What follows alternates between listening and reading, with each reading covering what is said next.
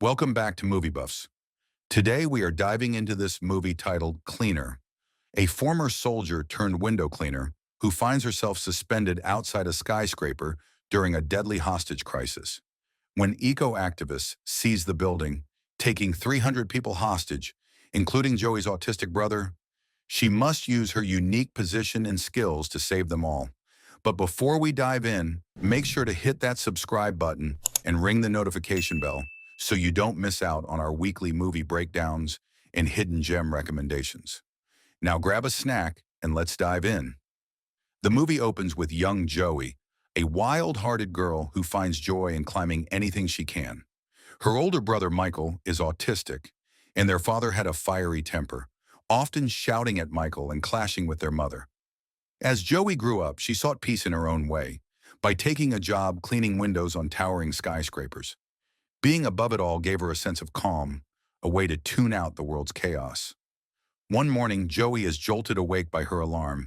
She's not sure how many times she snoozed it, but it's definitely late. She rushes to the sink to splash water on her face, trying to shake off the fog. Meanwhile, her phone keeps ringing. It's the care facility for people with autism again. She heads over and is met by the director, who breaks the news. Michael can't stay there any longer. As they talk, Joey's phone keeps buzzing. Time's slipping. She's already late for work. The director believed Michael had accessed the facility's computer system and viewed confidential information. Even more shocking, he'd shared it with the local press, putting the facility's reputation at risk. With that, the director told Joey it was time to take her brother home. Michael was thrilled by the news, but Joey's phone buzzed again. It was Derek, her supervisor. If she didn't show up by 2 o'clock, she could consider herself out of a job. As if things weren't hectic enough, her motorcycle gave out. Again. Left with no choice, Joey grabbed Michael and caught the bus. She was frustrated, partly at the situation, partly at her brother, and was about to make a snarky comment when Michael quietly told her they were on the wrong bus. They scrambled off and managed to catch the right one, but the sudden rush overwhelmed Michael. Out on the street, his anxiety took over, and he began shouting loudly. Joey stayed calm. She knew what was happening and handled it with patience. After helping him settle down, she brought him with her straight to work. After asking a coworker to keep an eye on Michael, Joey rushed upstairs to the control room. Derek was waiting, and he wasn't cutting her any slack. He told her she'd need to work an extra hour, meaning she'd be stuck there well into the evening. Wasting no time, Joey suited up and made her way down to the 50th floor to start her shift. As she worked, her colleague Noah stopped by for a quick chat. He mentioned he'd seen her bring someone to the building.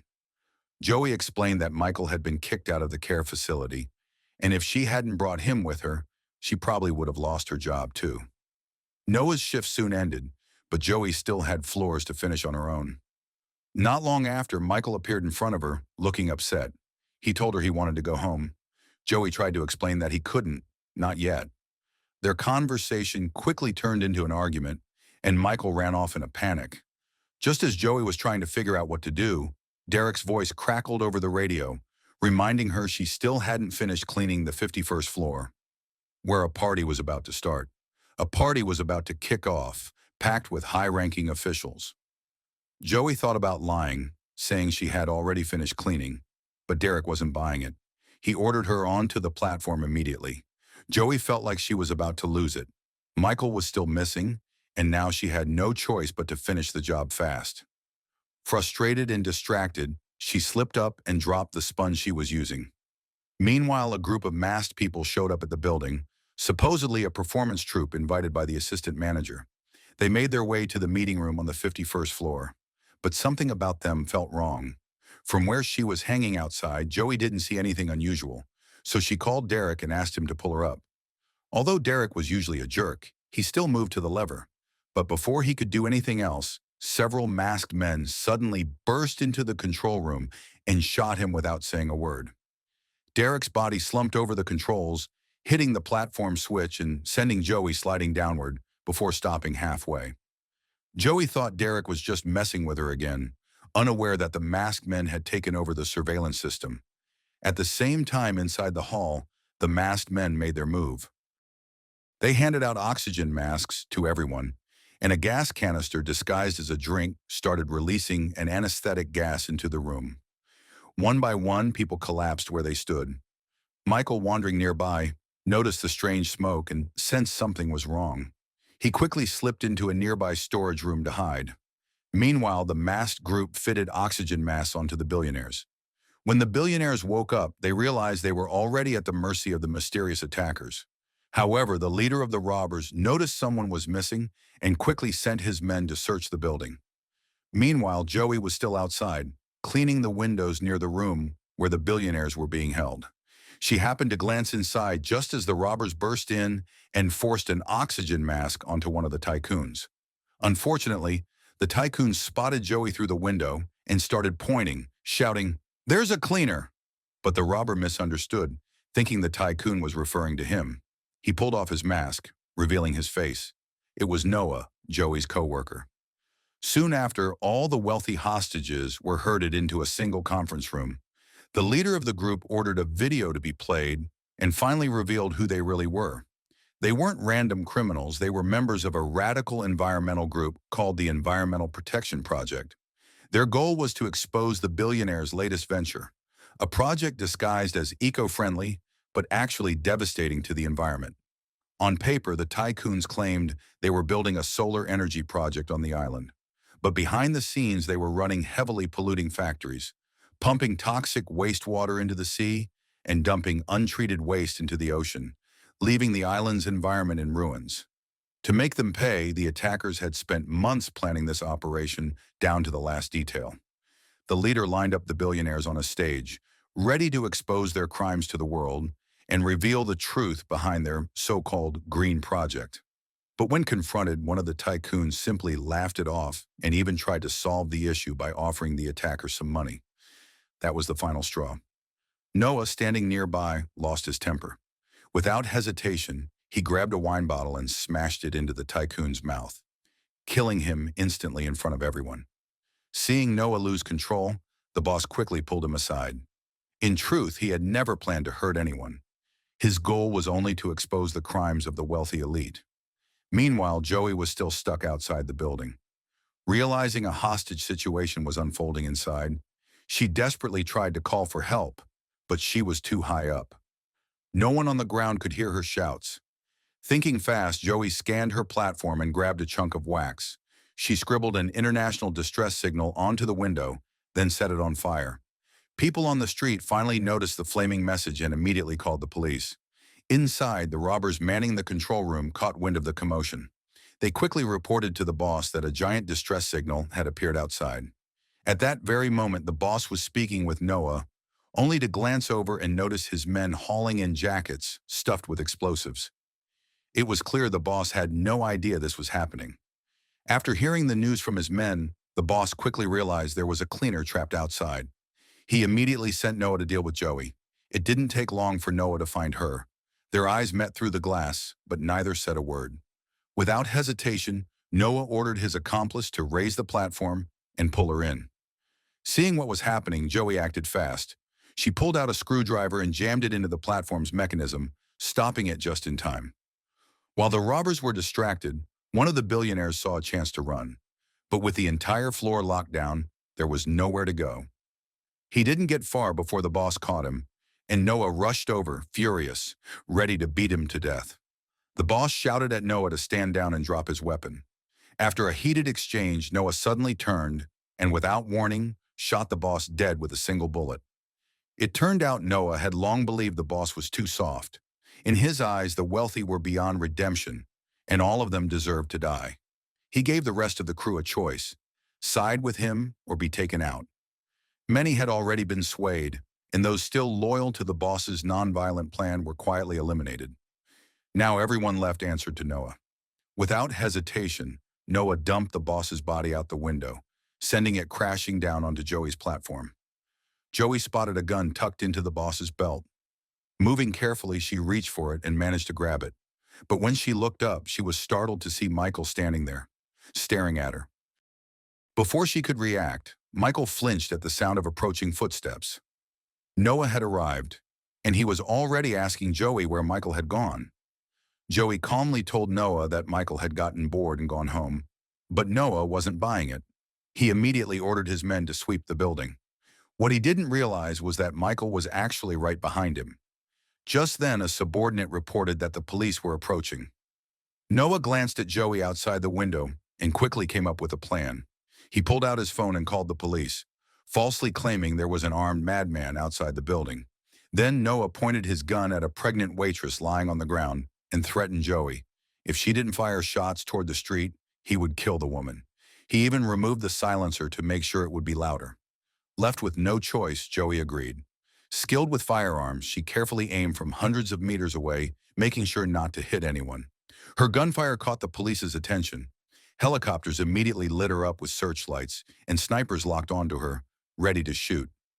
Luckily, the ground commander was Claire, a smart and level-headed officer. After a quick background check, she discovered Joey was a former Special Forces soldier, top of her class, but had been forced out of the military after assaulting a teammate. Claire quickly realized that someone with Joey's background in Special Forces wouldn't have missed by accident. She had clearly fired on purpose without hurting anyone. Meanwhile, Joey found a cell phone tucked in the dead leader's body and carefully moved toward it. As she reached out, the platform groaned under the shifting weight, and the body suddenly dropped. Fortunately, Joey was strapped in with a safety harness and didn't fall along with it. She grabbed the phone, called the police, and frantically yelled for them not to shoot. Once she got through to Commander Claire, Joey quickly explained the hostage situation inside and urged them to move in fast to rescue everyone. After hanging up, Joey immediately started searching for a way into the building. Her brother was still trapped inside, but the glass was incredibly strong. Her wrench couldn't even scratch it. Inside, things were getting worse. Noah ordered his men to strap bombs onto each billionaire, preparing for a gruesome massacre. He even set up a live broadcast, forcing the tycoons and high-ranking officials to confess every shady deal they had made under the guise of environmental protection projects. After setting everything up, one of Noah's men activated the bombs and strapped a special bracelet onto Noah's wrist. It was linked directly to the detonator. If Noah got killed and no pulse was detected for more than 5 seconds, all the bombs would go off. Right then, Claire called Noah. Taking advantage of the call, he warned her about the pulse-triggered detonator, making it clear the police couldn't risk any sudden moves. But while they were still talking, the SWAT team captain decided on his own to send a unit to breach the front entrance. Noah quickly spotted them through the cameras. Claire, realizing the danger, urgently ordered the team to retreat, but it was too late. Even during the retreat, Noah triggered one of the bombs, killing the entire squad. Now the police truly understood how far Noah was willing to go. Negotiations immediately broke down. Watching the live feed, Claire's thoughts turned back to Joey, still hanging outside. She needed Joey's help to rescue the hostages, but Joey wasn't interested in getting involved on either side. To convince her, Claire made a promise. If Joey helped save the hostages, she would personally push for Joey to finally receive her long overdue discharge compensation. Neither Joey nor Claire realized their call was being monitored by Noah. The moment he overheard Joey's plan to step in, he ordered his men to plant a bomb near her location. Claire managed to warn Joey just in time, forcing her to climb along the building's exterior to a safer side. Luckily, Joey made it across moments before the bomb detonated, destroying her platform in the blast. Thinking Joey was dead, Noah shifted his focus elsewhere. But Joey, spotting a police helicopter nearby, came up with a risky idea. She asked Claire to signal the sniper on board to shoot the glass so she could break in. The sniper fired several rounds, but the reinforced windows held strong. With no other choice, Joey pulled out her safety tool and hammered at the glass, but it refused to budge. Just then, Michael appeared out of nowhere. With a sharp, well-timed strike, he shattered the window and pulled Joey inside. Exhausted and barely able to stand, Joey collapsed. Meanwhile, Noah continued his tense negotiations with Claire. He demanded the police provide a large bus for a getaway, warning that if they made one wrong move, he would start executing hostages. At the same time, his men noticed the broken window and rushed to report it back to him. Noah quickly realized Joey was still alive and had made it inside the building. Without wasting time, he sent his men to track her down. Meanwhile, Michael had another autistic episode. To calm him, Joey framed their mission like the final battle from Marvel. telling him they were on a quest to steal the Infinity Stones. She needed his help to hack into the building systems, and the comparison seemed to lift Michael's spirits. The two sprinted toward the surveillance floor, with pursuers hot on their heels. But Joey, trained as a Special Forces soldier, moved fast and precise. With Michael's quick support, she managed to take down two of the men chasing them. Just as they caught a breath, a woman appeared behind them, gun raised at Joey. Thinking quickly, Joey damaged a steam pipe, sending a blast of scalding heat toward her attacker. But the woman wasn't easily shaken. She fought back fiercely, and the two ended up tumbling to the ground in a brutal struggle. The attacker scrambled for a fallen pistol. At the critical moment, Michael shouted and threw a heavy object, distracting her just long enough for Joey to gain the upper hand. After dealing with the threat, Joey and Michael pressed forward toward the control room.